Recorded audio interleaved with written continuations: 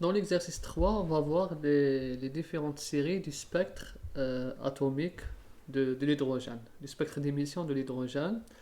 Tout d'abord, on va juste parler de ces séries brièvement. On sait que c'est le spectre d'hydrogène, quand on a un tube à décharge qui contient l'élément hydrogène, et quand il est excité, il va émettre de la lumière, une radiation. Et si on enregistre cette lumière, après sa dispersion par un prisme, on va obtenir une plaque photographique de ce type, comme ça. Et qu'est-ce qu'on a remarqué? On a remarqué des raies, comme ça, des raies groupées entre elles. À peu près dans ce genre, c'est vraiment, c'est pas précis, mais c'est juste pour avoir une idée. Et comme ça. Là, c'est une plaque photographique. On a remarqué que c'est-à-dire ces raies sont regroupées. Il y a des groupes de raies. Là, c'est un groupe 1, là, c'est un groupe 2, là, c'est un groupe 3, et là, c'est un groupe 4. Donc, l'ensemble de ces groupes constitue le spectre d'émission de l'hydrogène. Et chaque groupe qui constitue le spectre d'émission de l'hydrogène est appelé une série. Donc là, ces groupes de raies représentent une série. Donc on a 4 séries, mais en réalité il y a 5 séries. On ne va pas en parler, on va parler que des 4 séries. Et bien sûr, chaque série, donc on a le spectre d'hydrogène qui représente plusieurs groupes, des groupes où chaque groupe est composé de raies. La raie, à son tour, est caractérisée par quoi? Elle est caractérisée par un nombre d'ondes, sigma, ou bien une fréquence. Une raie, c'est de la radiation.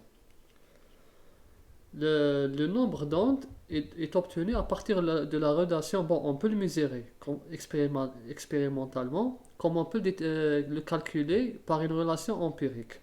Cette relation, elle est égale à, bon, sigma c'est 1 sur lambda, et qui est égal à RH 1 sur NI au carré moins 1J au carré. Voilà. C'est la relation empirique. Là, c'est la constante de Rydberg. C'est une constante de Rydberg. Elle est égale à environ 1,096 fois 10 puissance plus 7 mètres moins 1. Voilà le nombre d'ondes de la raie.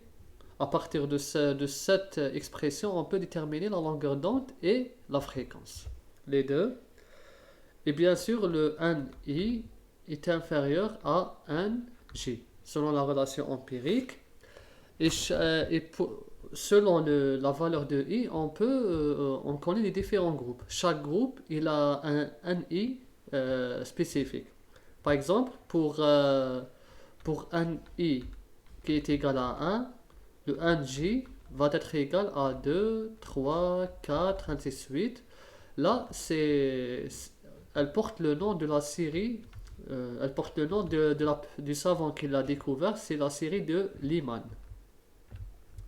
C'est l'ultraviolet.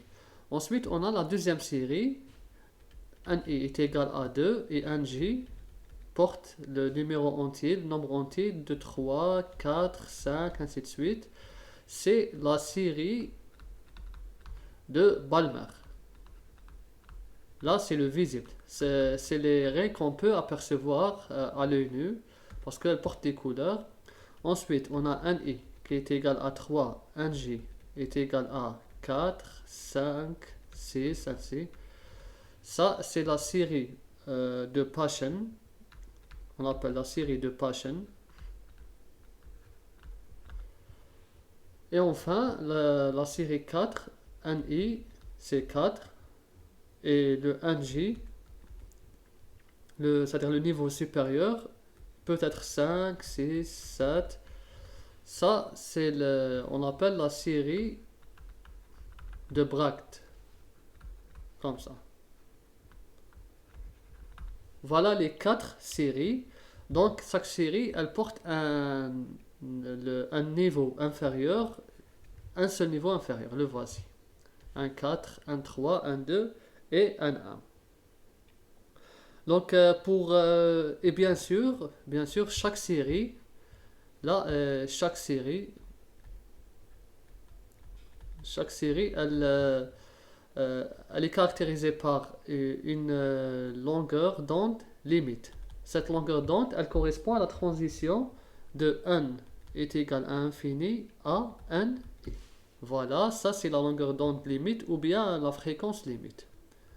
La fréquence limite qui correspond à la transition de l'électron du niveau infini vers le niveau NI. 1, 2, 3 ou 4. Voilà. On va montrer juste un schéma qui met en évidence les spectres, plutôt les niveaux, les transitions énergétiques. Les transitions énergétiques, les voici. On a les transitions énergétiques des différents groupes, ou bien les différentes séries. Voici la série de Lyman. Là, c'est la série de Lyman. On voit bien que le NI, voici le NI, est égal à 1. Donc, on a la transition de 1, 3, 1, 4, 1, jusqu'à l'arrêt limite, qui est infini 1. Ensuite, juste après, vient la série de Balmer. Son NI est égal à 2. Le voici NI. Le NI est égal à 2. Donc, on a les transitions de 3, 2, 4, 2, 5, 2 jusqu'à la limite. Ensuite, on a Paschen, où le NI est égal à 3. Et Brackett.